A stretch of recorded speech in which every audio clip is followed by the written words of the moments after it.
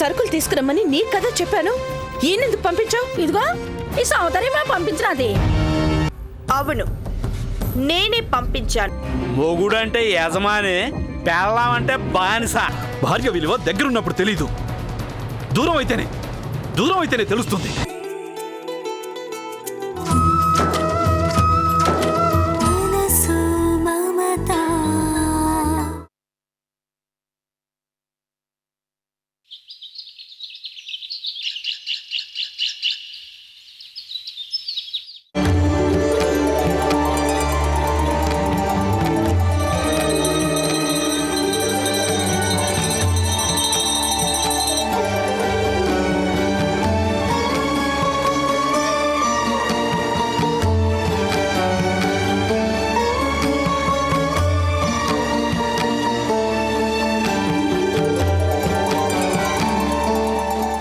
ఏవండి, నన్ను దీవించండి. దీర్ఘ సుమంగళి భవ. జానకి, ఏమిటి ఈరోజు విశేషం? ఈవేళ పునిస్త్రీ వ్రతం చేసుకున్నానండి. ఓ, ఇదే రోజు ప్రతి ఏడాది చేస్తావు కదూ? అవునండి. పవిత్రమైన ఈ పర్వదినాన్న పుణ్యస్త్రీ వ్రతం చేసుకుని ఆ గౌరీదేవి కటాక్షం వల్ల మీ ఒడిలో పునిస్త్రీగా వెళ్ళిపోవాలని నా ఆశ. జానకి, ఏమిటా మాటలో? తప్పే ఉందండి. ప్రతి ఆడది కోరుకునే కోరికే ఇది. తన భర్త చేతుల మీదుగా పుణ్యస్త్రీగానే తాను వెళ్ళిపోవాలి, పసుపు కుంకుమలతోనే ఈ కట్టె కడతేరిపోవాలి.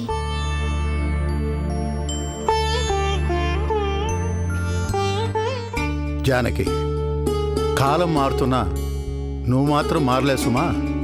ఏవండి, కాలం మారొచ్చు, పద్ధతులు మారొచ్చు, జీవన వేగం పెరిగి మనిషి ఖండాంతరాలు దాటొచ్చు.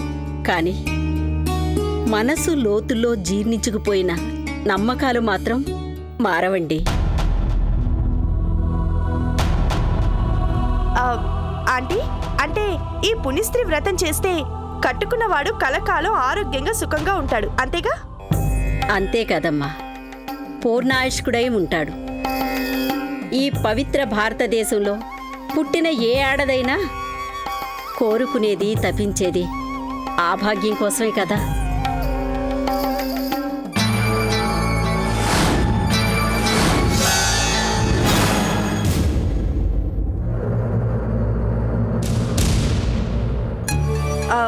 అంటే గాయత్రక్క ఈ పుణ్యస్త్రీ వ్రతం చేయలేదన్నమాట. అందుకే. సౌందర్య, నీకు ఎప్పుడు ఏం మాట్లాడాలో అర్థం కదా. ఇప్పుడు నేను తప్పుగా ఏమన్నానంటే, పాపం అక్క కూడా ఈ వ్రతం చేసుకొని ఉంటే తనకి ఈ గతి పట్టేది కాదు కదా అని. ఊరుకోమ్మా, ఏటే మాటలు. ఆ బాబుకి ఆయుష్ తక్కువ, ఈత లేట్ సత్తదట. నిజం చెప్పేవు నౌకాలు. వాడికి ఆయుష్ తక్కువ, మాకు అదృష్టం తక్కువ. జానకి, కోడల ముందు ఏమిటి ఆ మాటలు?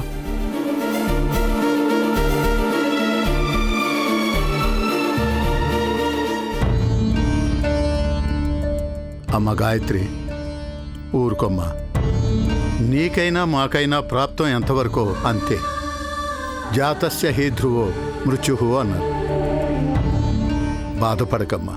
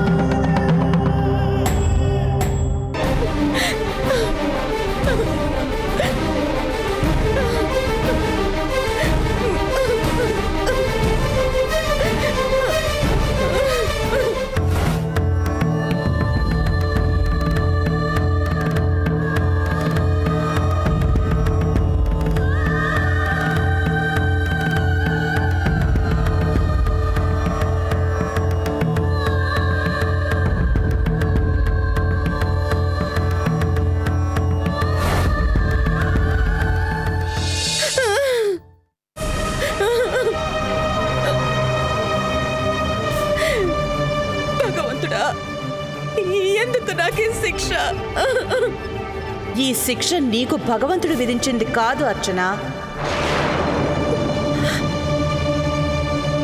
నీకు నువ్వే విధించుకున్నది. నీలాంటి దురదృష్టవంతురాలు ఈ ప్రపంచంలోనే ఉండదు. అవును అవును, భర్తుండగానే విధవరాలిగా జీవితం, నుదుటిన బొట్టు లేకుండా విరాగిణిగా బతకడం బాగుంది కదూ? లేదు లేదు, మరెందుకు ఈ వేషం? తీసేయ్. నేను గాయత్రిని కాదు అర్చనని అని అందరికీ చెప్పేయ్. అమ్మో, అలా చెప్పేస్తే ఇంకేమైనా ఉందా? మరి ఈ బ్రతుకు నీకు బాగుందా? అర్చన, ఇప్పటికీ మించిపోలేదు. నా మాట విను. జరిగిందంతా నిర్భయంగా చెప్పేయ్. లేదు, అలా చెప్పిన మరుక్షణం ఆ ముసలాళ్ళిద్దరూ కుమిలిపోతారు. ఆ బిడ్డ అనాథైపోతాడు. ఈ కుటుంబం మొత్తం సర్వనాశనం అయిపోతుంది. అందుకని నిన్ను నువ్వే మోసం చేసుకుంటూ నీ కన్నీళ్ళని నువ్వే దిగమింగుకుంటూ బతుకుతావా? అవును, బతుకుతాను.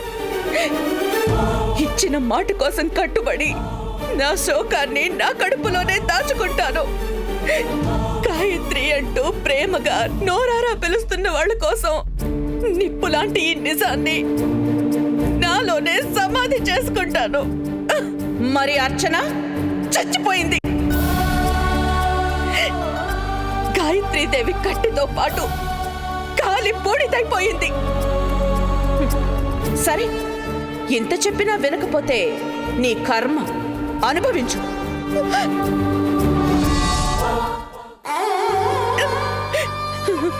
అనుభవిస్తాను.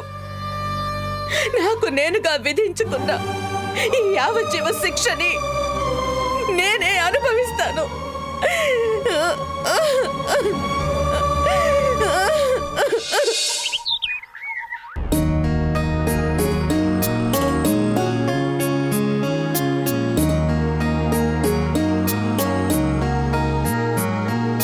అన్నపూర్ణమ్మా, ఓ మీరా, రండి రండి.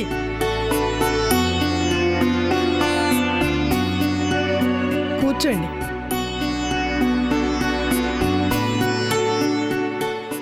బావున్నారా?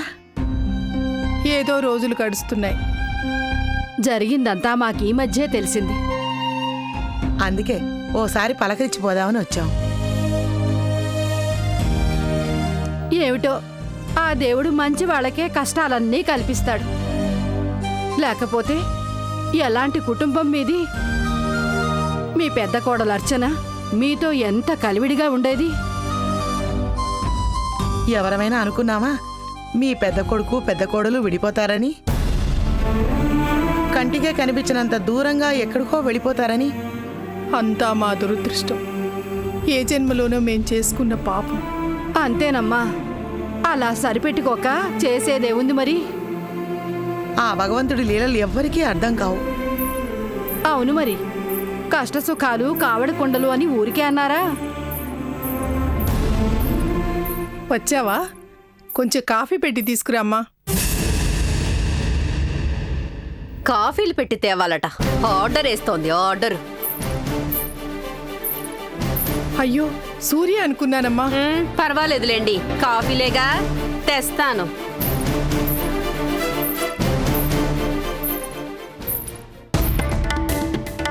అన్నపూర్ణమ్మ గారు, ఎవరు?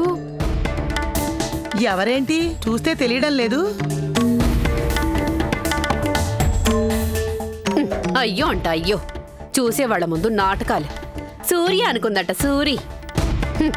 నాకు ఆ మాత్రం తెలియదనే.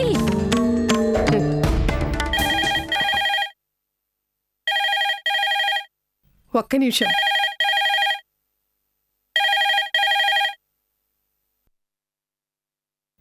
హలో, ఈ రోజుల్లో పని మనుషులు ఎలా ఉన్నారో చూడు. కాదు మరి, ఎంత పొగరు కాకపోతే ఎలా తిప్పుకుంటూ వెళ్ళిందో చూడు. ఏం చేస్తాం, పని మనుషులు దొరకడమే గగనం అయిపోయింది కదా. వాళ్ళేం చేస్తున్నా నోరు మూసుకుని చూస్తూ ఊరుకోవాలి. సుబ్బారావా? ఆయనెవరు? ఏమ్మా, కాఫీ చేతికివ్వవా? వీళ్ళింట్లో ఇంతకు ముందు నిన్ను చూడలేదు, పని మనిషిగా కొత్తగా చేరావా? ఏమేం పనులు చేస్తావు? వంట పనేనా, ఇంటి పనులు కూడానా?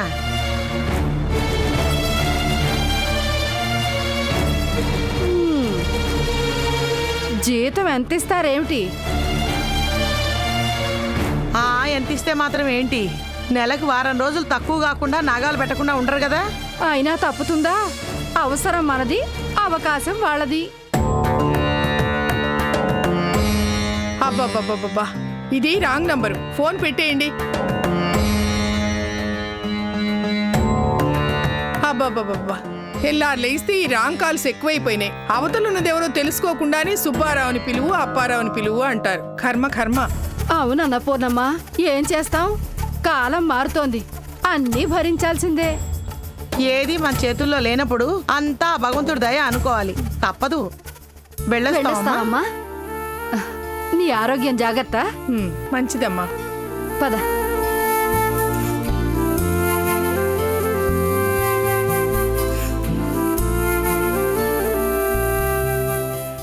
అసలేంటి మీ ఉద్దేశం?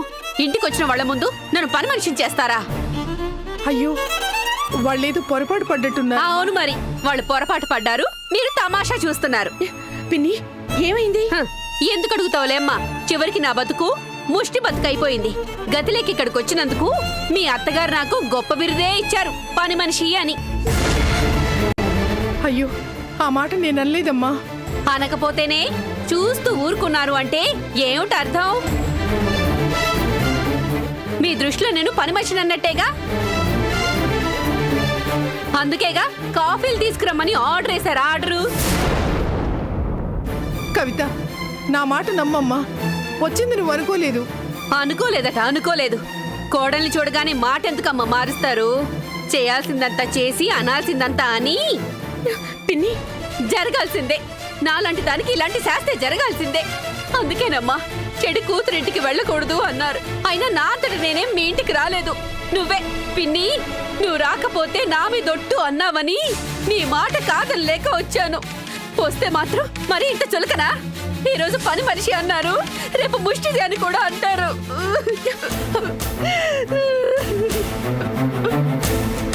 అమ్మా సూర్య, అసలు ఏం జరిగిందంటే, వద్దు.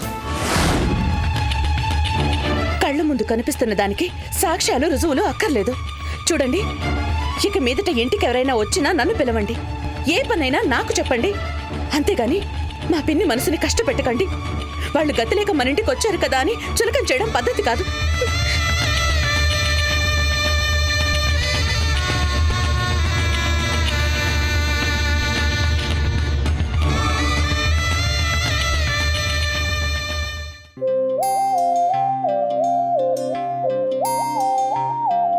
వద్దు, నాకు వద్దు. బన్నీ వద్దని చెప్తున్నానా? వద్దు వద్దు వద్దు. అన్నం తిను వద్దు, బన్నీ. నాకు వద్దు. ఏంటి బాబా అలా అంటావు? వద్దు, తిను వద్దు, బన్నీ బాబు. వద్దు. వద్దని బన్నీ, చెప్తున్నానా? నేను చెప్పేది విను. వద్దు వద్దు. వద్దంటే వద్దు. ఏ నా చేత్తో పెడితే చేదైపోతుందా? అవును, చేదే, చాలా చేదు. నిన్ను అమ్మా సౌందర్య, వాడికి తినిపించడం నీ వల్ల కాదు కానీ గాయత్రిని పిలు. అలాగే. అక్క అక్క అక్క,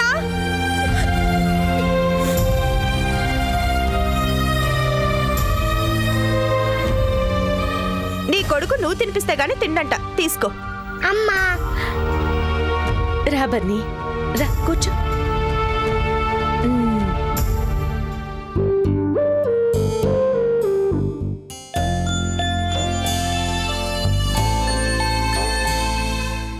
చూసారండి, ఇప్పటిదాకా తినను అన్నవాడు వాళ్ళమ్మ తినిపిస్తుంటే చక్కగా తింటున్నాడు. లేకదోడల్లే పరిగెడుతున్నాడమ్మా. అమ్మ కొడుకుల అనుబంధం అంటే అంతే కాదేటి మరి.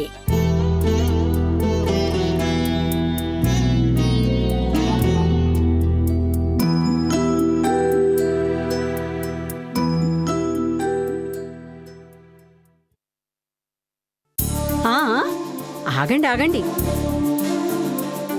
ప్లేట్లో కాదు, వెళ్ళి సింకులో కడుక్కోండి. ఏ అదంతే, వెళ్ళండి. ఓహో, అర్థమైందిలే. ఈ పుణ్యస్త్రీ వ్రతం చేసుకున్న రోజు నేను తిన్న ప్లేట్లోనే నువ్వు తినాలన్నమాట, అంతేగా? తెలిసి అడుగుతారు ఎందుకండి? ఏమిటో నీ పిచ్చి నమ్మకాలు నీవి. సరే అలాగే కానీ.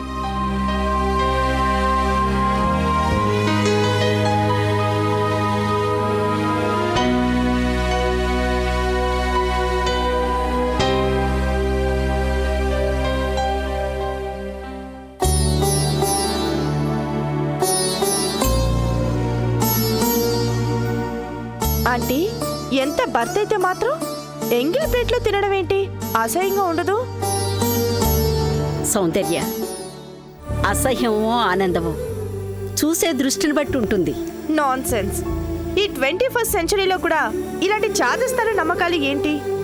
చూడమ్మా, తరాలు మారొచ్చు, సెంచరీలు మారొచ్చు, కానీ ఆడది ఎప్పటికీ ఆడదే. భర్త క్షేమంగా ఉంటేనే ఆడదానికి సౌభాగ్యం. అందుకోసమే ఈ వ్రతాలు, పూజలు, నోములు.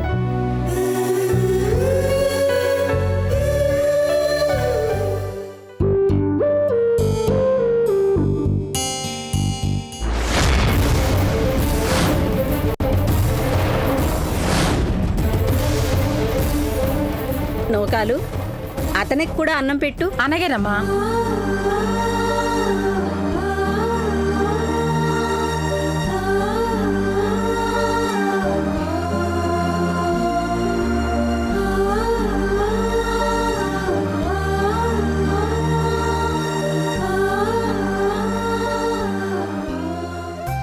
అదేమిటి బాబు, కూర్చుని మెల్లగా తిను.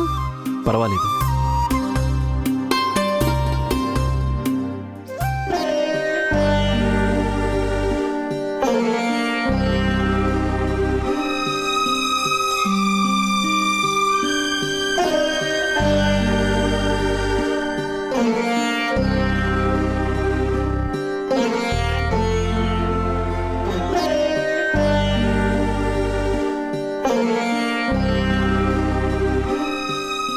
ఆంటీ, మీ తరానికి మా తరానికి, మీ ఆలోచనలకి మా ఆలోచనలకి నింగికి నేలకి ఉన్నంత తేడా ఉంది. నిజమే. ఆకాశం మీద నుంచి చూస్తున్నాము అని మీరు అనుకుంటారు. అన్ని విలువల్ని గాలి కొదిలేసి పాతాళంలోకి జారిపోతున్నారు అని మేము అనుకుంటాం.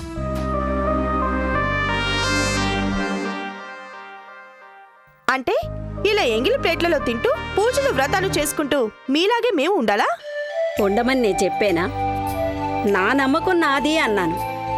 చూడమ్మా, పద్ధతులే అను, ఆచారాలే అను, ప్రతిదానికి ఓ అర్థం పరమార్థం ఉంది. అర్థము లేదు, పరమార్థము లేదు, చాదస్తం. అంతా మీ చాదస్తం. పోనీ అలాగే అనుకో. నా చాదస్తంలోనే నాకు ఆనందం ఉంది. మీ తరం నమ్మకాలు మీవి, మా తరం నమ్మకాలు మావి.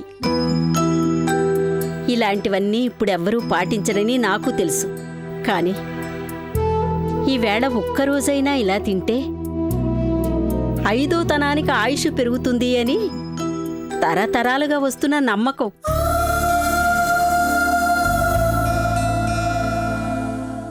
నమ్మకం ఉంటేనే కదా రాతి బొమ్మని దేవుడు అని మొక్కేది.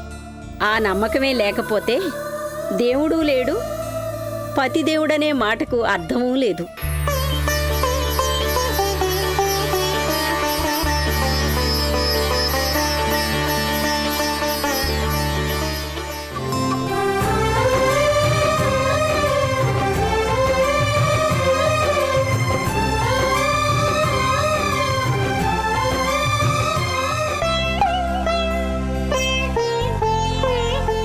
ఇదిగో, ఈ ఆంటీ లాంటి వాళ్ళు ఉండబట్టే భక్తి బజార్లో ఏర్లై పారుతోంది.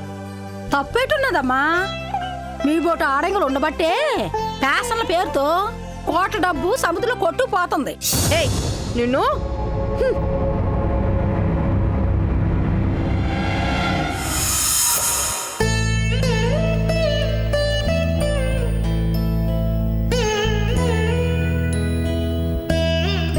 ఏటో ఈ అమ్మ బాధ నాకు అర్థమే కావటం లేదు.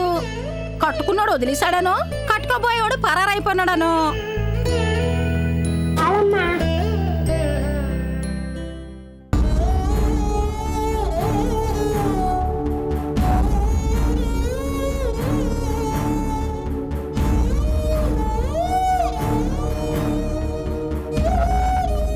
ఈవేళ ఒక్కరోజైనా ఇలా తింటే 5వ తనానికి ఆయుష్ పెరుగుతుంది అని తరతరాలుగా వస్తున్న నమ్మకం